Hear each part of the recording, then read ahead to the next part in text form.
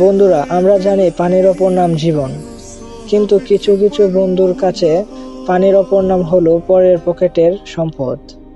আজ আমরা আপনাদের এমন একজন বন্ধুর গল্প শোনাবো যে নিজের বিয়ের আসরেও সম্ভবত অন্যের গ্লাসের থেকে পানি ভাগ করে খাবে। সেদিন প্রচুর গরম। আমি আর আমার সেই কিপ্টে বন্ধু বল্টুর সাথে রাস্তা দিয়ে হাঁটছিলাম। বল্টুর পকেটে আইফোন, হাতে দামি ঘড়ি, কিন্তু তৃষ্ণায় চটপট করলেও সে পানি কিনবে না। কারণ তার যুক্তি হলো, আরে দোস্ত, একটু পরেই তো কারো না কারো বাসায় যাব, সেখানে গিয়ে ফ্রি পানি খাবো। 20 টাকা খরচ করে পানি কেনার মানে তো একটা বড় লোকসান। হাঁটতে হাঁটতে বল্টুর অবস্থা খারাপ, জিভা বের হয়ে কুকুরের মতো অবস্থা। হঠাৎ সে দেখলো রাস্তার মোড়ে এক লোক বড় একটা ড্রাম নিয়ে দাঁড়িয়ে আছে আর গ্লাসে করে কি যেন দিচ্ছে। বল্টু তো মহা খুশি, দৌড়ে গিয়ে এক নিঃশ্বাসে 2 গ্লাস খেয়ে নিল।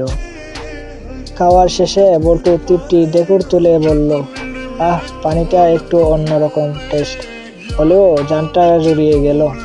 তা ভাই, এটা কি মাম পানি নাকি জীবন? লোকটা অবাক হয়ে বল্টুর দিকে তাকিয়ে বলল, আরে না ভাই, ড্রামের পানি লিক করেছিল, তাই আটা দিয়ে ড্রামটা মেরামত করেছিলাম। তো আটাটা ঠিক মতো কাজ করেছে কিনা দেখার জন্য সাবান পানি দিয়ে চেক করছিলাম। আপনি তো চেক করার আগেই খেয়ে ফেললেন। বল্টুর অবস্থা তখন দেখার মতো। মুখ দিয়ে সাবানের ফেনা বের হচ্ছে, আর যখন কথা বলতে যাচ্ছে মুখ দিয়ে বেলুনের মতো বুদবুদ বের হচ্ছে।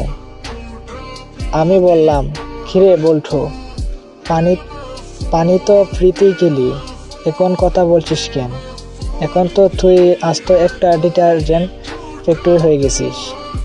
বল্টু রেগে কিছু বলতে চাইল, কিন্তু মুখে খোলার সাথে সাথে বড় একটা সাবানের বুদবুদ বের হয়ে পুরো নাকি ফেটে গেল। রাস্তার মানুষ ভাবলো আমরা বোধহয় কোনো জাদুর খেলা দেখাচ্ছে। তা ভাই, পানি খাওয়ার আগে অন্তত দেখে নেবেন সেটা পানির যোগ্য কিনা।